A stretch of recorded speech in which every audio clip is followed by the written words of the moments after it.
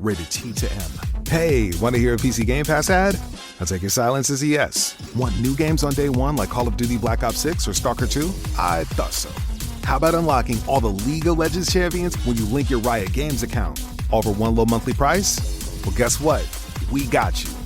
Learn more at xbox.com/PC Game Pass or click the banner. Stalker 2 available November 20th, 2024. Game catalog varies by region and over time. And that's the end of the script. Where faith matters. The Rev and the Rabbi. Talk Radio 77 WABC. Welcome back. I'm Rabbi Joseph Tasman. And I'm Rev. Rev, we all have heroes in our lives. One of the heroes in my life over the years has become Frank Siller, who's the chairman and CEO of the Stephen Siller Tunnel to Towers Foundation. And I think everyone at this point should know or does know what T2T does. Mr. Siller, thank you for being with us. Well, thank you very much for having me on. At this time of the year, we all have a lot to be thankful for. You know, just being with my family on Thanksgiving, past Thanksgiving, meant everything in the world for me. And, you know, my life is good, but a lot of people out there that are suffering and need help, and that's what the Tunnel to Towers Foundation is trying to do every single day. But first and foremost, we have to thank our Creator for what the life that we have here in America. That is for sure. So many people thankful for all you do. Talk about Tunnel to Towers for those who may not know the full extent of it. What you do. Yeah, well, it's simple. It wasn't so simple when we started. We didn't have any great aspirations, to be quite frank with you. We just wanted to honor my brother Stephen, who was a firefighter who gave his life on 9/11, left behind a wife and 5 children. And when we heard he ran through the Brooklyn Battery Tunnel with his fire gear on his back to get there that day, to where he was saving people but yet gave up his life, as a youngest of 7 kids, we just wanted to honor our youngest brother and to make sure that what he did was never forgotten. And for that fact, so many others, what they did that day. And so we have very simple aspirations, but pure, which was never to forget and honor the sacrifice. And as time went on, we've found out that the best way to honor is by doing good in his name. And we started doing all this work where we take care of catastrophically injured service members, those who die in the line of duty, Gold Star families, or fallen first responder families that leave behind young families. We pay off their mortgages. And now we made a promise to eradicate homelessness amongst our veterans. So that's what we've been doing for a long time, and we're proud of the work we're doing. And now we're in our season of hope, which I know that we're going to be talking about, which is we're delivering 40 houses from Thanksgiving. We already did several houses already to Christmas Day, and to let everybody know that there is hope out there for these families. And in this time of giving and being thankful, that we can't forget about these families that have given so much for us. Frank, your brother Stephen, I mean, wife and 5 children. I mean, this goes back, 2 decades. How are they doing, and how have they responded to the reality of losing a husband, a dad, and the work that you're doing in his honor? Well, it's incredible. All 5 kids are doing very well. It's so beautiful to see. My heart breaks still because their dad, is not there with them physically. We know spiritually he's with them every single day. But they're all doing fantastic. One is just becoming a veterinarian, graduating soon. Next one's a nurse. Someone's in law enforcement. Someone's studying. His son is studying to be an attorney, and the other one's going to law enforcement himself, young Stephen. And it's remarkable. And young Stephen is this coming Thursday night at the Patriot Awards. He's handing out the Stephen Siller Patriot Award to Stephanie Diller, who lost her husband, a police officer, this past summer out in Massapequa. Yeah. And so she's receiving the Stephen Siller Patriot Award from Fox News, and my nephew, Stephen, is handing it to him, Stephen Jr. Wow. So it's incredible, the journey that we've been on, and to see these kids come out the other side. Stephen's wife, Sally, has done a magnificent job And the proof is in the results and how loving and special these kids are. Frank, you talk about how you've treated those who have suffered great losses in their lives. But we have, as a country, we have mistreated veterans. I don't understand what the disconnect was for many years. Why would we be so disrespectful of those who are ready to sacrifice everything for us? Well, obviously that started during the Vietnam War, where we were in a good position here in our country. Most people were against that war, but the men and women who served just went to do their duty. Right. They didn't deserve what they received when they came back. It was the most disgusting thing that I ever witnessed in my life. And I was of that age. I was probably one of the last lotteries that was drawn. And my number was very high, and I was never called upon. But to see that, it was disgusting. So I could tell you this: it is not like that in America anymore. Most people do respect our men and women who serve our country. Now, a lot of people don't respect our men and women who are law enforcement, that wear the blue uniform. Sad to say, there are people around the country that frown on them like they did. They frowned on our warriors that were out there during the Vietnam War, which is disgusting.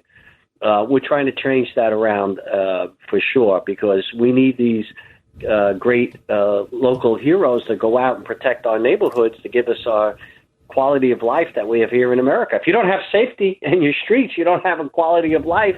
And, America the beautiful has to stay beautiful, and it starts with security and safety and the sacrifice that so many people made for us. But Tunnel to Towers, regardless how some people might look at different people who serve, we're going to make sure that we take care of these families. God forbid they die in the line of duty and leave young families behind, or they are catastrophically injured and, give up their bodies for their country or their community. We're going to deliver them mortgage-free smart homes, and that's why we do 40 homes, from Thanksgiving to Christmas, to let people know that the promise is alive and well, and we're going to keep on delivering on our promise. Frank, thanks for reflecting on that period. I grew up at that time, and in those days, you really didn't have a choice. It was the draft that was in place, and I remember they used to send us a token, so you had no excuse but to get on the train and go to your nearest, draft center. And I lost two dear friends, and the whole community came out for the funeral and everything who died in Vietnam. And it was really tough on guys who came home. Some of them were traumatized, and to have a public, because of however you felt about the military industrial complex, but these were individuals who were there, with their lives on the line. It was a tough situation. I remember my family, every year Memorial Day would take me, and I'm an only child, and they were Holocaust survivors who had lost children during that period. They would go to the cemetery and put stones on all of the monuments that had those flags. And I said to my dad, "You didn't know these people." He said, "We may not have known them, but they knew about us." And I was taught at, that age, you have reverence for those who served, because if without their dedication, many other members of the family wouldn't have been here. So I think people need to think carefully. We don't have a country unless we have people willing to serve. We live in such a beautiful country, and I feel the energy in America again. I feel so proud. I feel this energy everywhere I go. There's a new optimism. There's hope. And I just pray for the best for our country. But let me tell you something. No matter what we're going through, we have to come together as Americans to take care of those who sacrifice and take care of us. And all too often, they give up their lives when they give their kids a kiss goodbye, and they don't come home. It happens all too often, and that's a promise that the Tunnel to Towers Foundation is making. And not just for now. I want everybody to understand. We know there's always going to be first responders, police officers, firefighters, FBI, CIA, Border Patrol. These guys, men and women, they're always going to be giving their lives for us. Right. So the promise has to be just not for today, but forever. And we know the people wear our uniform to protect our country. whether it's in training accidents now, because, we're still all over the world and being prepared. But, there's another, something's going to happen where we lose many. And we got to be there. Tunnel to Towers Foundation wants to be there for these families, once again, that leave young families behind, those who pay the ultimate sacrifice. So the Tunnel to Towers Foundation has to be here forever. And we are building it that way. I'm in my early 70s. My family, a lot of my siblings were all in the 70s. But we're leaving a legacy where we're going to make sure this foundation stays forever. I'm not that smart, but I'm smart enough to know that the foundation, we make a commitment, and it has my brother's image and my brother's name attached to it. We are going to hold this foundation to the highest standards of any foundation in America. And when we make a promise, we deliver. When we say we're going to do something, we deliver. When we say we're going to give out over 200 houses a year, mortgage-free houses, whether it be for catastrophically injured or for Gold Star families or fallen first responders, we're going to do it. And we're going to make sure that we take care of the homeless. We're not going to leave them behind. Our military didn't leave them behind on the battlefield. Why can we leave them behind here in America on the streets?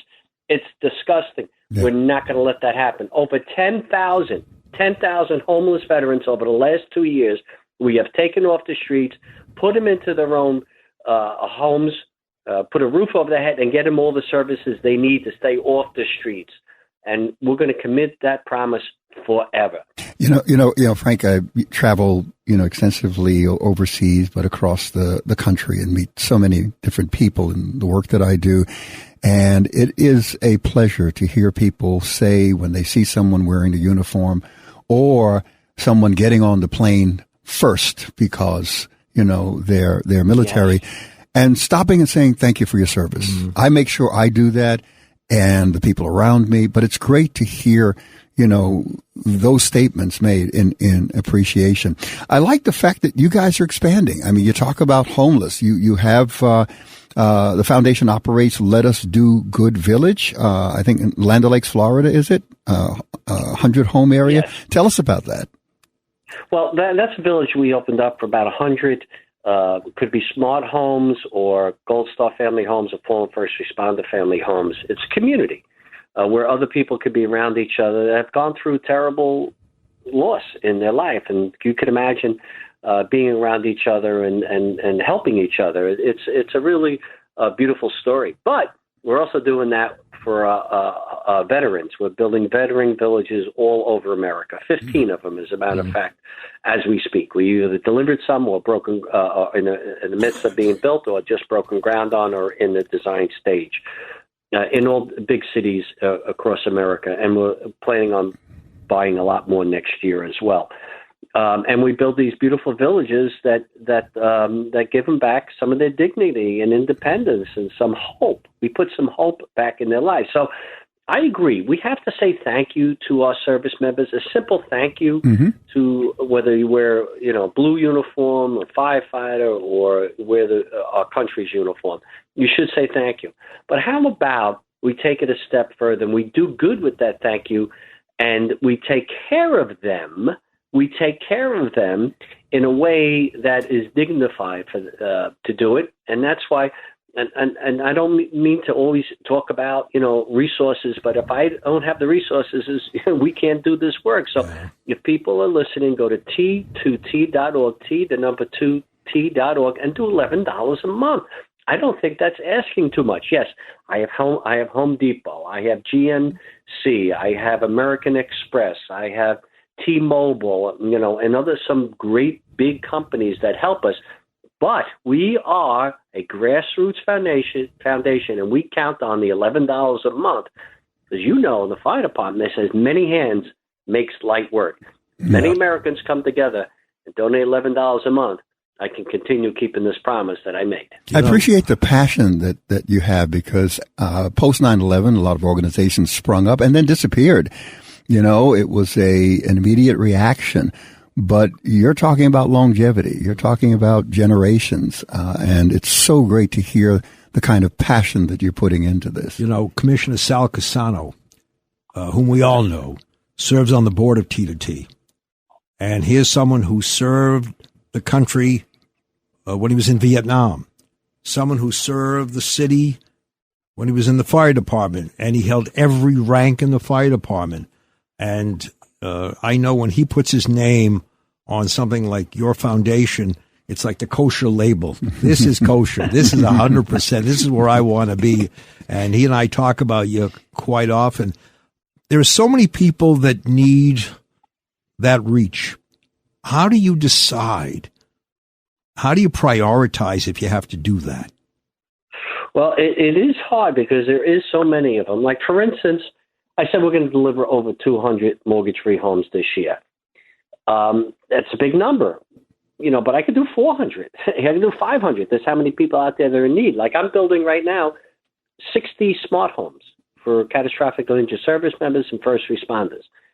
Well, I got another 150 right behind them that need a home, that need a smart home, not just a home built with all the smart technology in it for the injuries that they have. And so it's a big commitment. So how do we find them? Or how do we keep up with them? Find them is not hard. There's so many out there. Keep up with them is we count on the goodness of America to join us on our mission. And so many people have. Frank, I'd like to draw attention to the efficiency of the organization. I was very impressed to know that the program service ratio is 95%. I mean, that's 95 cents out of each dollar actually goes for the individual that you're trying to reach. Too often, a major portion goes to administrative costs. Speak to that. How are you accomplishing that? That's impressive.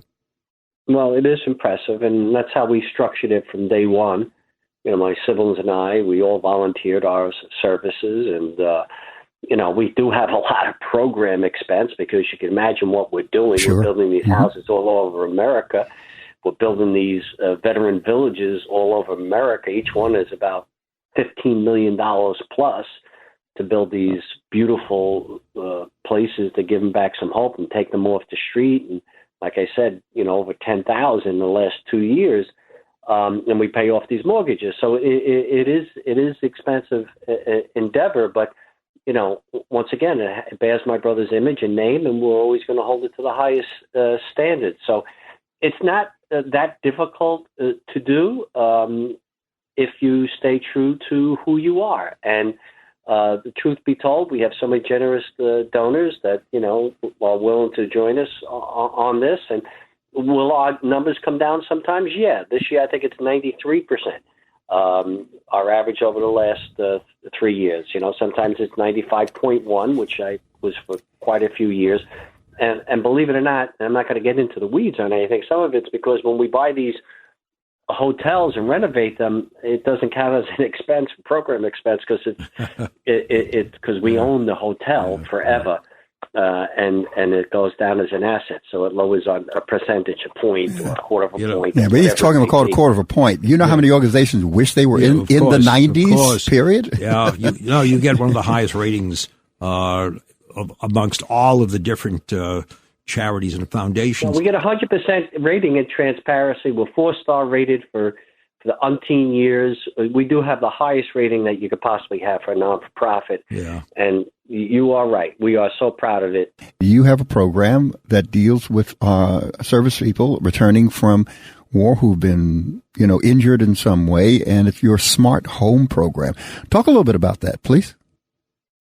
Well, actually, that really is what expanded the foundation. In 2009, the first quadruple amputee to ever survive any war was from Staten Island, Sergeant Brendan Morocco. Quadruple. I want your listeners to understand, quadruple, lost all 4 limbs. Wow. Above 2 arms above his elbows and both legs above their knees. So somehow or another, he survived because the technology changed on the battlefield. With the medical, these guys are great heroes. The corpsmen that go out there and save their brothers and sisters on the battlefield is remarkable. So I went down to Walter Reed Army Medical Center, and because I heard he was from Staten Island, that's my hometown. Just in case you didn't hear my accent. And while I was down there, I said to Brendan, Brendan, can Tunnel to Towers Foundation, can we build you a home?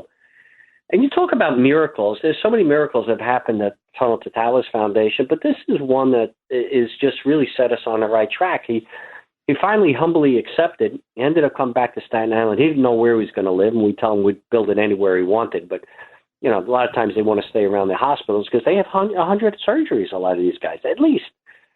And so he ended up coming back to Staten Island. We're building him a house, and we had this gentleman, John Ponte, who was showing up, you know, several times a week and telling me to put in all this technology in the house. And he owned a smart home technology business. He would, you know, put all this stuff where you can, off an iPad, you know, lower the shades or the temperature, change the temperature or the lighting in there. Could you imagine being in your bed, you're a quadruple amputee and it's cold, you want to change the temperature? Mm-hmm. You have to put your body together. Some of these guys take half hour, an hour to put their body together to get out of bed. But he's got the phone right by his side. He could change the temperature in the house. So we put all this technology in stoves that can lower down, where they can make something, oatmeal on this stove themselves. They don't have to ask somebody to help them. You know, go in the bathroom and take a shower. The state-of-the-art showers that we put in these houses. So this guy, John Ponte, was coming to me and telling me I should put this and that and that. And I said, all right, you are now our project manager on this house. And he really stepped up, and now he's in charge of building all these houses all over America. He sold his business. He came to work with me. I think it was for $50,000 a year. He sold his business. And for $50,000 a year, he went all around America. I think it cost him more money to work for me than it was for him to just not work, period. Yeah. Frank, I'm gonna quote something. God sends me these people. That's all I'm saying to you, is that God sends me these people. And this is how we get it done. But these smart homes are built for these great heroes and their injuries. That's a perfect point and opportunity for me to insert something that Jesus said that we didn't borrow from the Hebrew Scriptures. He said, if you've done it to the least of these, you've done it to me. Mm. And you are living your faith, you're practicing your faith, reaching out to the most vulnerable in our society to help make a difference. Thank you for what you do, Frank, really. And if I could just add to that, Frank, I want to disagree with something you said before. You said you're not smart. You are very smart. You're very smart in taking something from its incipient stage and developing it to what it is today. And I think one day when you're reunited with your brother, he's going to say to you, Frank, you could not have done more. You have perpetuated a legacy that is remarkable. And, you know, it's interesting because in Hebrew, the word for legacy comes from the word river, Nahal, because a legacy is ongoing. It doesn't end when a person's life comes to an end. So you have made sure that legacy will be there from generation to generation. Thank you, Frank Siller. Thank you all very much. God bless, and God bless, have a and happy we holiday, hope, Merry Christmas. Same to you, my friend, you and your family. Eden Memorial Chapels understands Jewish funerals can take many forms. Some are Orthodox, while others are more conservative or of a Reformed nature. There's no one better. With services close to all New York and New Jersey cemeteries, Eden Memorial Chapels offer fair and balanced pricing and can provide easy transfer of you and your loved ones to Israel. While you're grieving, they're here to take care of all the details so that you deal with less bureaucracy and have more peace of mind. Go to EdenMemorial.com. That's EdenMemorial.com.